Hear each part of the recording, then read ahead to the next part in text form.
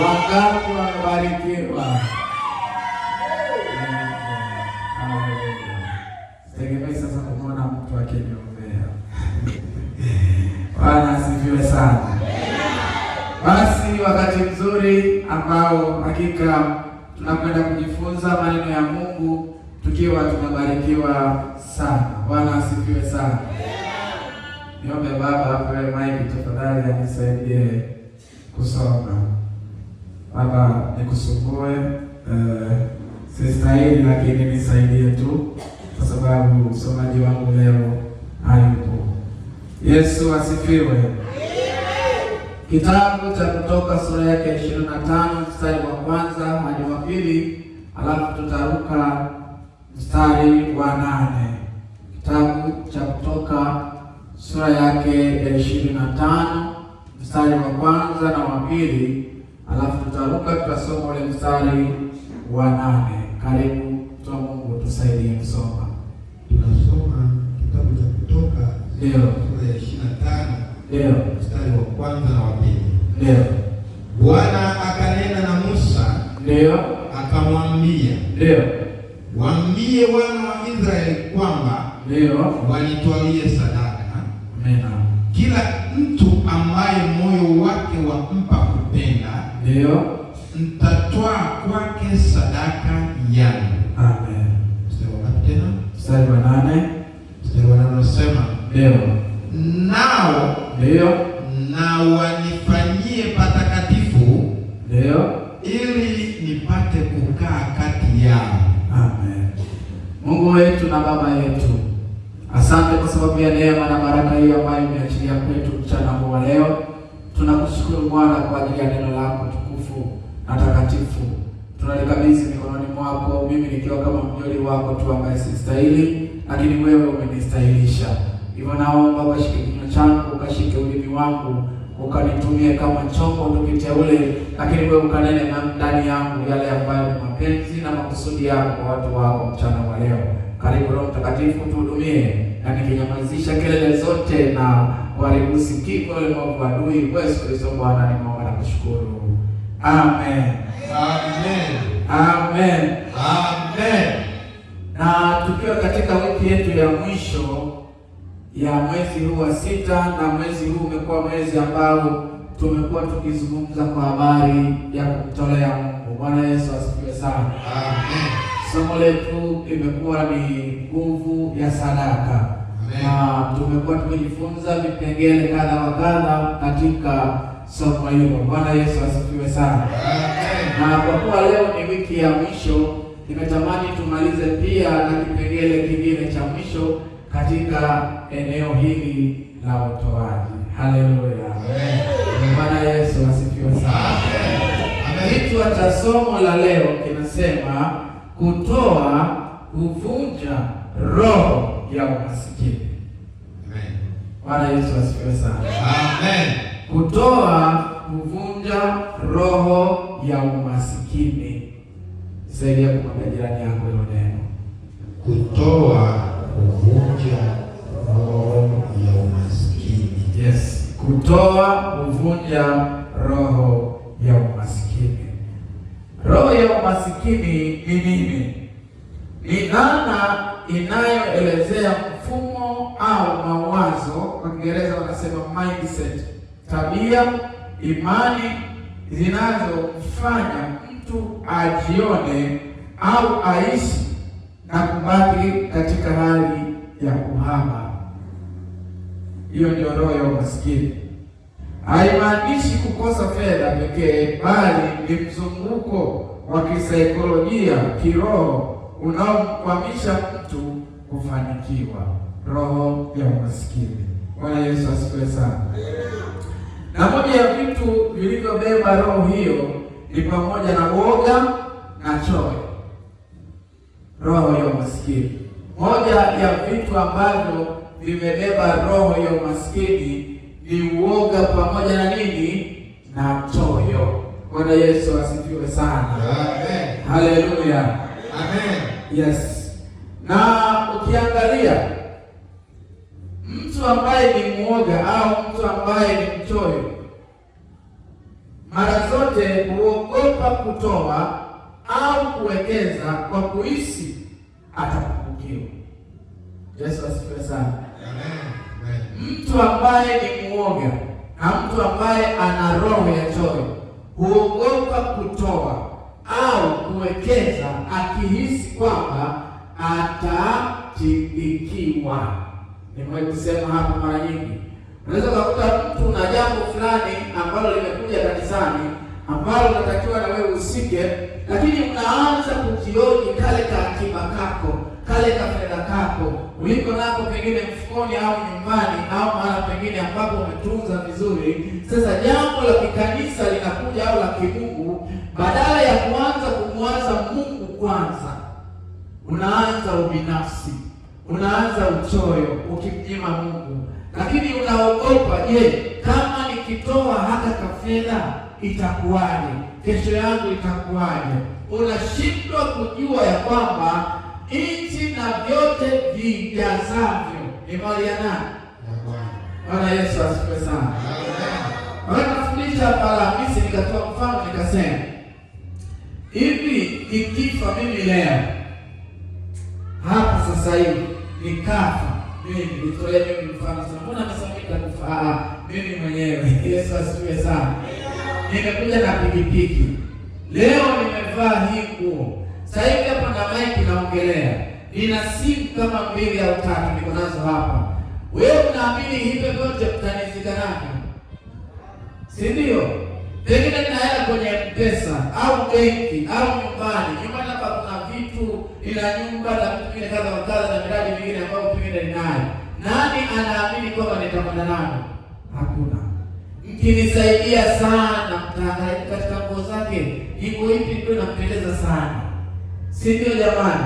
Hawa mnaposoma mchungaji wetu tumnunulie suti mpya. Mnanunua suti mpya, mnanunua na tai na kiatu, mmenisaidia. Na nimeweka kwenye sanduku, vingine vyote vinabaki ni mali ya nani? Ya Bwana jamani. Kwani nimeenda navyo? Si vimebaki? Hapo Almasi anasema hii pikipiki hii hakuna mtu atakayeishika hii ufungo nao mimi.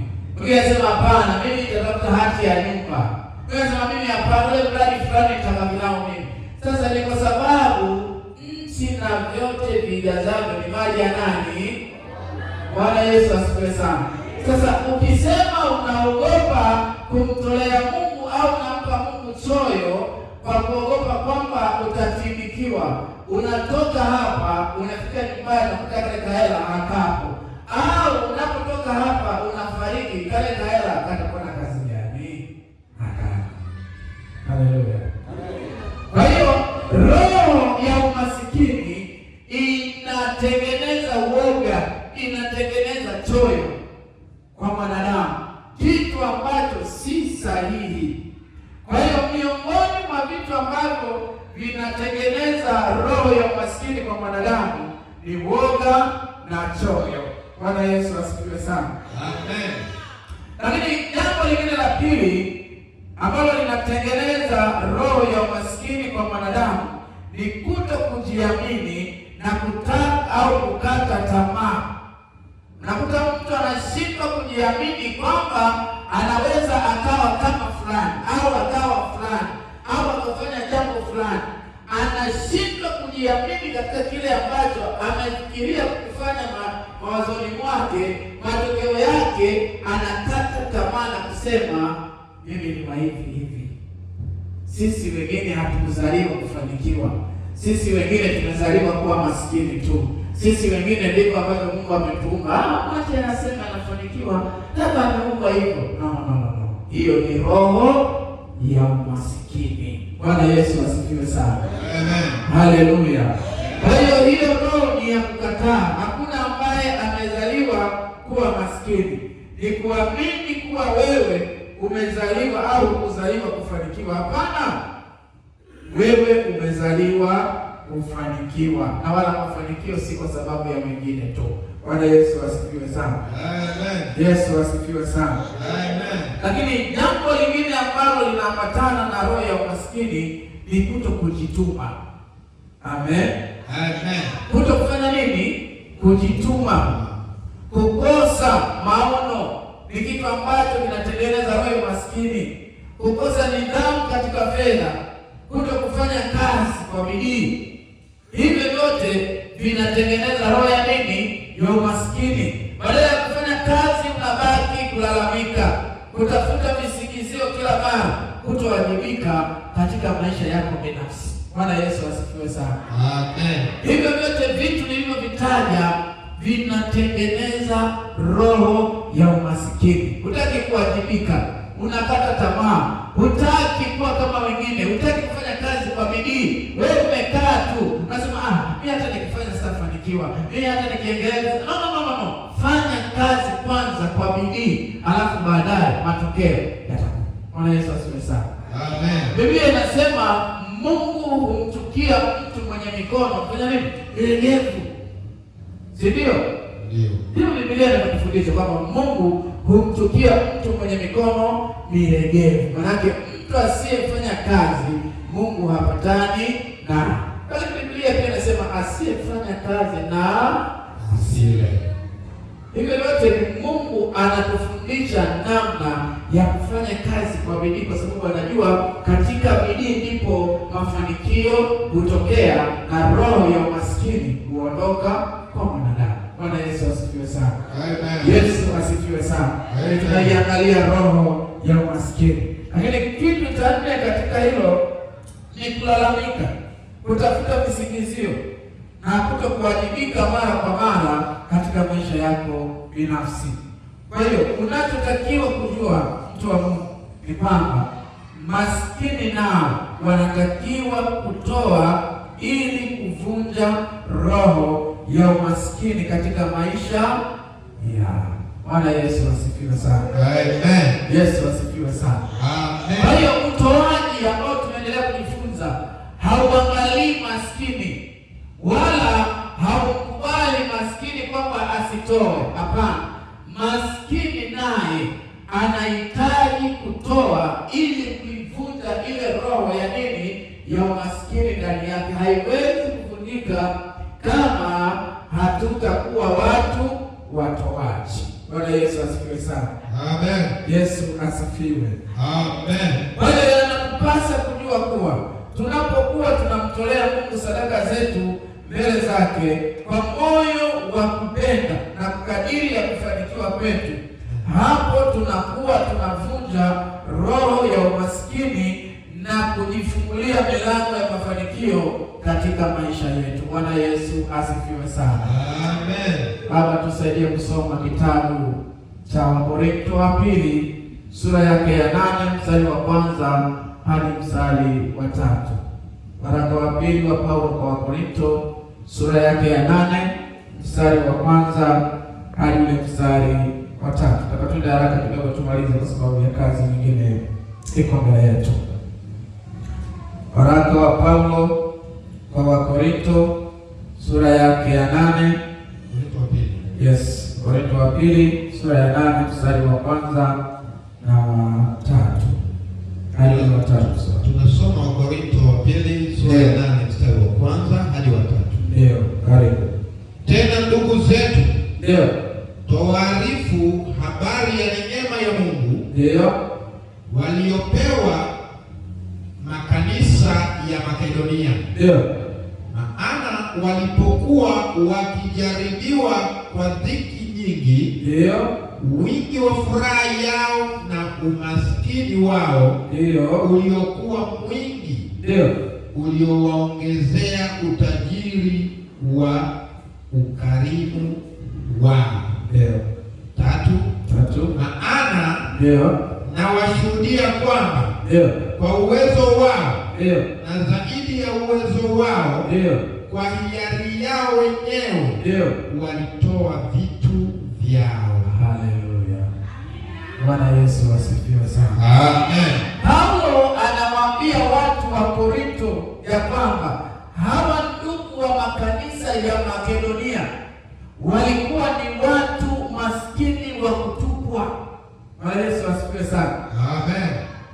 Na ndipo ambapo natamani tujifunze kupitia hawa watu. Lakini pamoja na umaskini wao, Biblia inasema walijifunza kumtolea Mungu na kuwa watu wa karimu.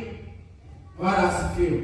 Amen. Wakijua ya kwamba katika kumtolea Mungu wanawake wanachokifanya wanavunja ile roho ya umaskini. Manake ukishaanza kutoa ile roho inakutoka. Kama haujaanza kutoa unasema usiwache tu, utatoa kesho, usiwache tu siku nyingine, usiwache tu. Lakini ukishaanza manake ile roho inakimbia. Bwana Yesu asifiwe sana. Amen. Yesu asifiwe sana. Amen. Wale wenzangu na mimi ambao tunaogopa kuoga maji ya baridi, ukitokea siku umepewa maji ya baridi hata kwanza yanzile. Yaani inakuwa ni changamoto kwenye kwanza. Ndio jamani. Amen. Au ndio yangu tu. Hayo lakini ukitaji maji mara ya kwanza kuli ukasisimka, ya pili ikaenda na ya tatu unazoea. Unajimwagia, unaoga, mambo yanaisha, si ndio? Kwa hiyo ndiko ilivyo na roho ya umasikini katika kumtolea Mungu. Ukiwa haujaanza kufanya, inakuletea maneno mengi, mifano mingi, methali nyingi, vitu vingi ambavyo vinakutengenezea picha ya wewe kuto kumtolea Mungu. Lengo lake ni nini? Lengo lake ni usione mafanikio yanayotokana na utoaji wako. Bwana Yesu asifiwe. Kwa sababu mpendwa, huwezi kufanikiwa kama haujamtolea Mungu. Nikasema ukiwa mwombaji sana, ukamtafuta Mungu sana kwa bidii, ukawa mtakatifu kwa Biblia mtakatifu watakatifu, manake unajijenga kiroho, unakuwa tajiri wa roho. Lakini tukija kwenye ishu ya fedha, haihitaji kuomba sana. Yesu asifiwe sana. Hiyo inahitaji tufuate kanuni ambazo tunajifunza, hizo zinazotupeleka kwenye mafanikio. Haleluya. Amen. Kuna mtu ananielewa? Kwa hiyo watu hawa wa Makedonia tuliowasoma, Biblia inasema, maana tunawashuhudia kwamba kwa uwezo wao na zaidi ya uwezo wao, kwa hiari yao wenyewe walitoa vitu vyao. Kumbuka hawa watu ni masikini, hawana chochote, lakini Paulo anawashuhudia kwa sababu ya mioyo ya kumpenda Mungu, walitoa zaidi ya uwezo wao kwa hiari yao, wakijua ya kwamba tunachokifanya hiki ni hatua ya kwenda kuivunja roho ya umaskini na tupate mafanikio. Bwana Yesu asifiwe sana. Amen. Haleluya, haleluya. Amen. Pendwa, mtolee Mungu, mtumikie Mungu kwa mali zako. Bwana Yesu asifiwe sana. Sasa kwa hiyo ikiwa unataka kufanikiwa na baraka za Mungu maishani mwetu, hatuna budi kufanya nini? Kuwa watoaji. Bwana Yesu asifiwe sana. Amen. Ikiwa tunataka kufanikiwa na kuziona baraka za Mungu katika maisha yetu, hatuna budi kufanya nini? Kuwa watu watoaji. Amen. Amen. Amen. Amen. Yesu mfano wetu. Tujifunze kupitia kwa Yesu baada ya kujifunza kupitia kwa watu wa Makedonia. Baba, hapo uliposoma naomba ushuke mstari wa 9. Tusaidie kusoma hapo. Tujifunze kwa Yesu vile ambavyo yeye amejifunza na kutuachilia neema ya utajiri. Mstari wa 9 katika hiyo Wakorintho wa 2:8. Maana mmejua neema ya Bwana wetu Yesu Kristo, Ndio. jinsi alivyokuwa maskini kwa ajili yetu. Taratibu. Biblia inasema maana mmeijua neema ya Bwana wetu Yesu Kristo, vile alivyokuwa maskini kwa ajili yetu. Yesu alifanyika maskini kwa ajili yetu. Ndio. Ingawa alikuwa tajiri, Ingawa yeye Yesu alikuwa tajiri, ili ninyi mpate kuwa matajiri ndio, kwa umaskini wake. ili mimi na wewe tupate kuwa matajiri kwa umaskini wake Kristo. Bwana Yesu asifiwe sana. Ndio maana huwa nakwambia kupitia andiko hili, ukilisoma ukatafakari ukalielewa, hakuna Mkristo ambaye anatakiwa kuwa maskini. Bwana Yesu asifiwe sana. Amen. Sio maskini wa roho, maskini wa mali, pesa na vitu.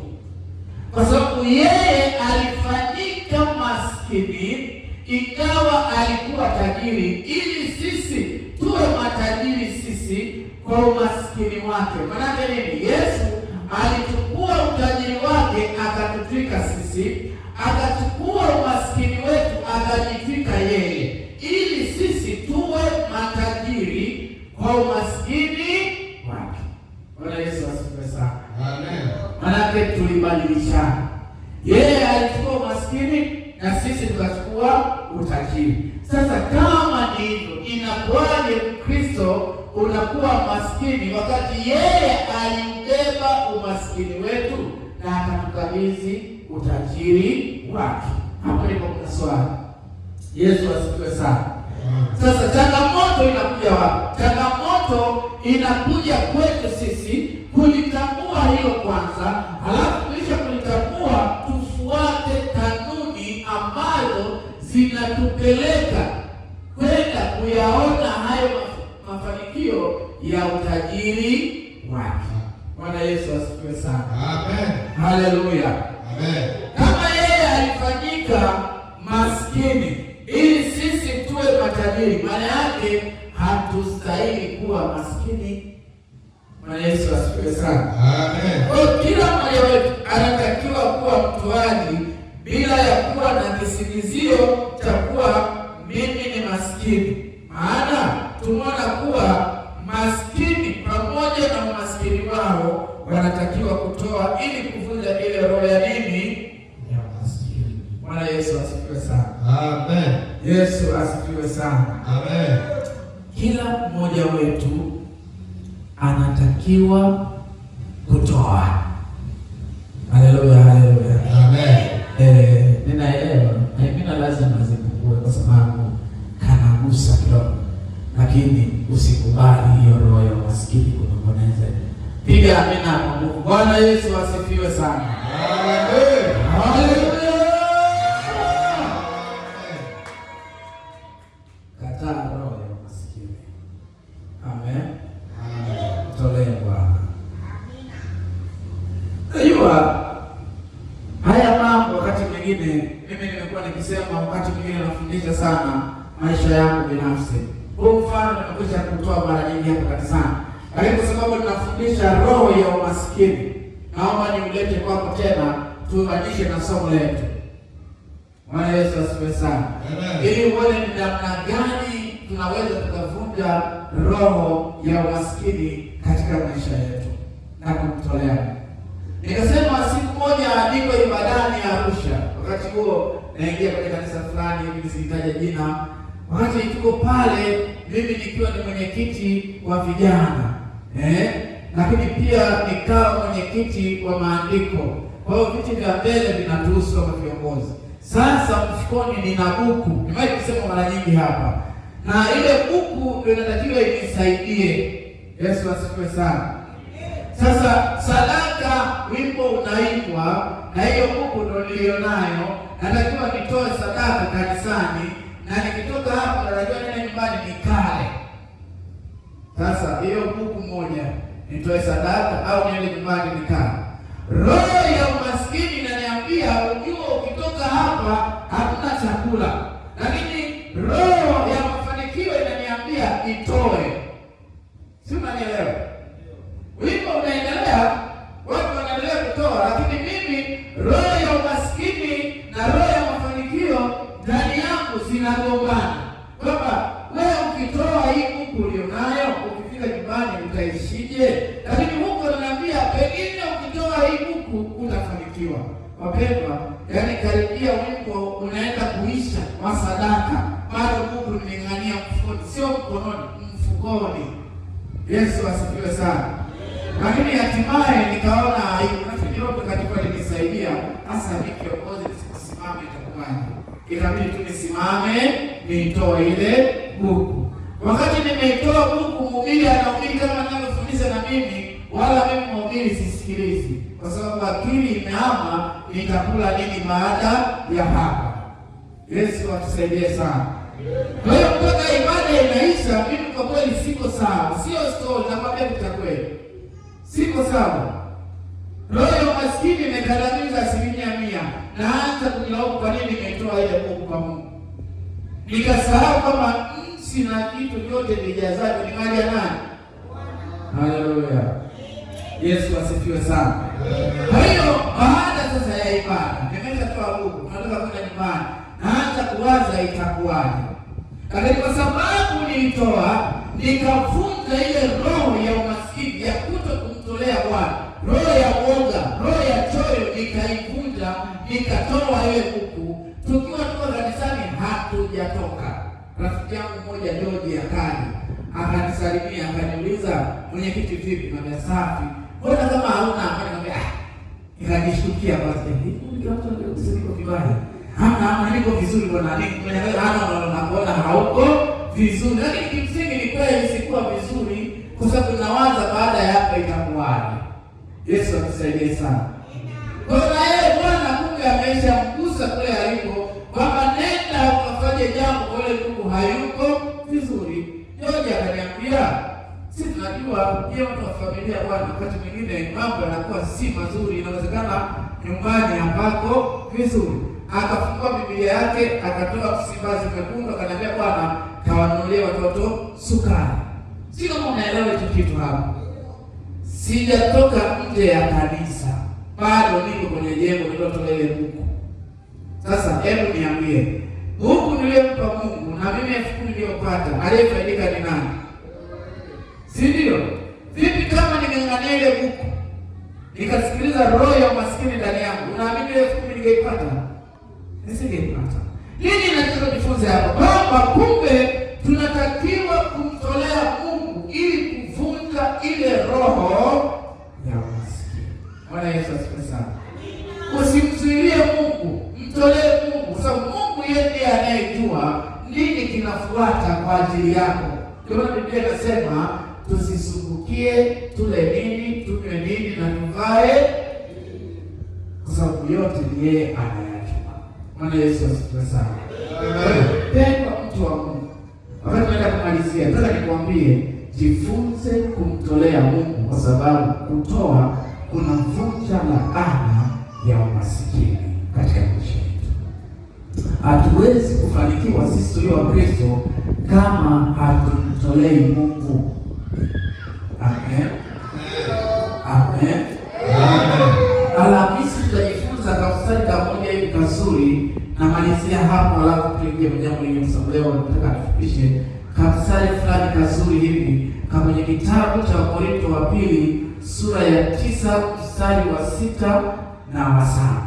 Baba tusaidie tumalizie hapo kumtolea Mungu. Wakorintho wa pili sura yake ya 9 mstari wa 6 na wa 7. Waraka wa pili wa Paulo kwa Wakorintho sura ya 9 mstari wa 6 na wa 7. Karibu ndio mfika. Tunasoma Wakorintho wa pili sura ya 9. Ndio. Mstari wa 6 na wa 7. Ndio. Lakini nasema neno hili. Lakini nasema neno hili. Huyu anayesema neno hilo ni Paulo mtume, akizungumza na watu wa Korintho, akiwaeleza kwa habari ya utoaji, ni nini ambacho kinaweza kikatokea kutokana na utoaji wao. Ndio. Apandaye haba atavuna haba. Apandaye kwa ukarimu atavuna kwa ukarimu. Bwana Yesu asifiwe sana. Paulo anatutahadharisha. Ni kweli kwamba tumehubiriwa, tumefundishwa tumtolee Mungu, lakini katika matoleo yetu kuna uwiano. Nikauliza maswali kwa wale waliokuwepo, uwiano ni nini? Maana ni usawasawa. Wakati unapanda haba huwezi kuvuna vingi, lakini ukipanda uhaba. Nini? Ukipanda vichache utavuna pia vichache. Kuvuna utavuna, lakini ukumbuke katika uchache ulioupanda ndio uchache huo utafanya nini? Utavuna. Ndio maana anasema ukipanda kwa ukarimu utavuna kwa ukarimu. Manake ukipanda vingi pia na vingi pia utafanya nini? Utavuna. Manake huwezi kuvuna milioni 10 wakati umepanda huku.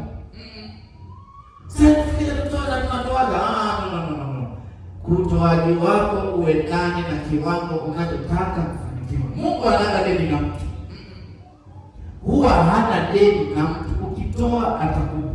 Sasa usitegemee umetoa huku ukapewa milioni 10. Ndugu, tutaanza kudanganyana hapa. Hapana. Yesu asifiwe sana. Amen. Mstari wa 9. Mstari wa 6. Kila mtu atende kama alivyokusudia moyoni mwake. Kila mtu atende, kila mtu anayetoa atoe kama moyo wake unavyomtaka atoe. Si kwa huzuni, si kwa kuhuzunika jamani, wala si kwa lazima, wala si kwa lazima. Ana Mungu humpenda yeye atoaye kwa moyo. Haleluya. Haleluya. Sio usubiri kwanza baada ya kushika.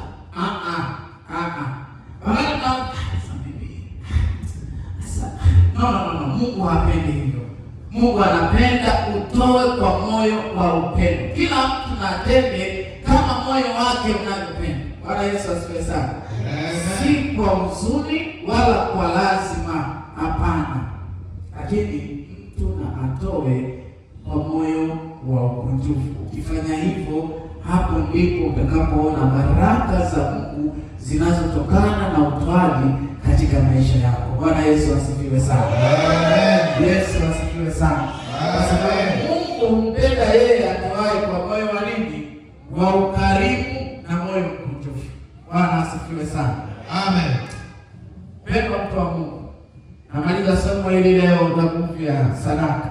Tamanio langu na ninaamini kwamba kuna kitu umekipata na kuna kitu umejifunza na kuna kitu utaenda nacho kikusaidie katika maisha yako ya kimafanikio. Bwana asifiwe sana. Amen. Ukiyazingatia haya tangu kwetu kuanzia mpaka leo tunapokuja kuishia, nataka nikwambie maisha yako hayawezi kubaki kama yalivyo.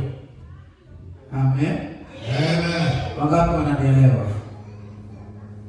Kabisa. Maisha hayawezi kubaki kama yalivyo.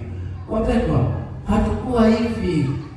Wakati mwingine tulikumbuka vita zetu za miaka 7-8 iliyopita huko nyuma, utaanza kusema na huyu atakuwa ni ndugu yako mnafanana. Ni nini huyu? No. Sio wewe. Sio mwenyewe. Kuna mtu anataka tu unajikataa. Yaani wewe mwenyewe unajikataa. Lakini si maisha yako. Kwa nini? Ni kwa sababu tumejifunza kanuni. Mtu wa Mungu hayupo ambaye hawezi kufanikiwa. Yesu alifanyika maskini ili sisi tuwe matajiri. Ukisimama tu na hilo andiko moja, ukatenda kama ambavyo inatakiwa kutenda, maisha yako hayawezi kuwa hivi. Bwana Yesu asifiwe sana. Amen. Yesu asifiwe sana. Amen. Yesu asifiwe. Amen. Natamani kuanza kuona mabadiliko moja baada ya mwingine na siku baada ya siku katika utendaji ambao tumejifunza. Hakuna lisilowezekana, inawezekana ukiamini. Amen. Amen. Amen. Yaani ukisema tu nimeamua kufanya, nione inawezekana. Bwana asifiwe sana.